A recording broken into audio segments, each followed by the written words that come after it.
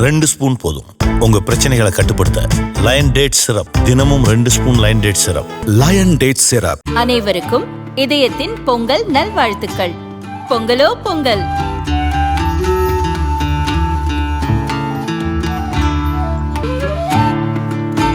அனைவருக்கும் இதயம் மந்த்ராவின் பொங்கல் தின நல்வாழ்த்துக்கள்.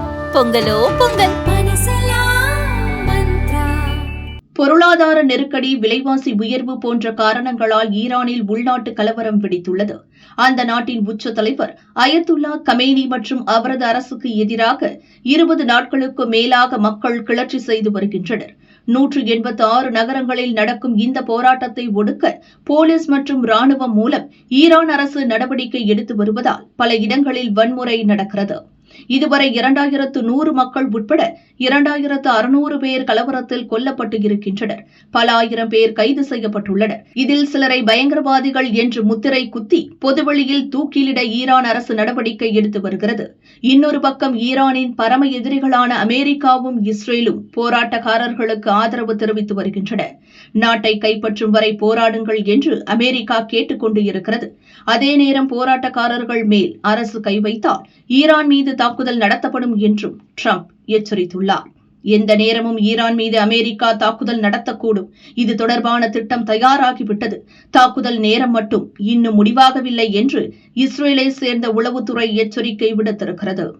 தங்கள் மேல் கை வைத்தால் மத்திய கிழக்கில் இருக்கும் ஒரு அமெரிக்க தளத்தை கூட விட்டு வைக்க மாட்டோம். சவுதி, அமீரகம், துருக்கி உள்ளிட்ட நாடுகளில் இருக்கும் அமெரிக்க ராணுவம் மற்றும் விமானப்படை தளங்களை குண்டு வீசி அழித்து விடுவோம். இதற்கான ஏவுகணைகள் தயார் நிலையில் இருக்கின்றன என்று ஈரானும் அமெரிக்காவை எச்சரித்துள்ளது. இரு நாடுகளிடையே எந்த நேரத்திலும் போர் வெடிக்கும் பதற்றமான சூழல் நிலவி வருவதால் ஈரானில் வசிக்கும் இந்தியர்கள் உடனடியாக அந்த நாட்டை காலி செய்துவிட்டு தாயகம் திரும்ப வேண்டும் என்று நம் வெளியுறவு அமைச்சகம் அவசர எச்சரிக்கை விடுத்துள்ளது. அதன் அறிக்கை: இப்போது ஈரானில் இருக்கும் இந்திய மாணவர்கள், வியாபாரிகள், சுற்றுலா பயணிகள் உட்பட அனைத்து தரப்பினரும் உடனடியாக ஈரானை காலி செய்ய வேண்டும். வர்த்தக விமானங்கள் உட்பட கிடைக்கும் விமானங்களில் ஏறி ஈரானை காலி செய்ய வேண்டும். ஈரானை விட்டு வெளியேறும் வரை மிகுந்த எச்சரிக்கையுடன் இருக்க வேண்டும். போராட்டம் நடக்கும் இடங்களுக்கு செல்வதை தவிர்க்க வேண்டும். டெஹ்ரானில் உள்ள இந்திய தூதரகத்துடன் தொடர்பில் இருக்க வேண்டும். உள்ளூர் செய்திகளை உன்னிப்பாக கவனிக்க வேண்டும்.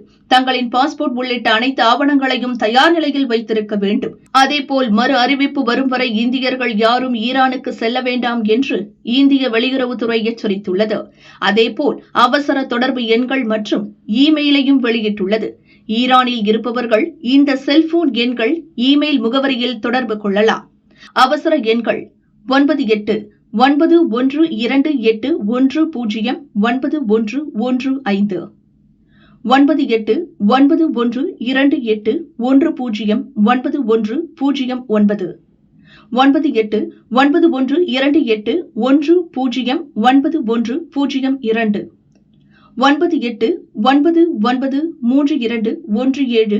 9899321793 உதவி தேவைப்பட்டால் இந்திய தூதரகத்தின் அவசர இமெயில் cons.tehran@mea.gov.in. ஈரானில் வசிக்கும் இந்தியர்கள் இதுவரை தூதரகத்தில் பதிவு செய்யவில்லை என்றால் உடனடியாக பதிவு செய்ய வேண்டும்.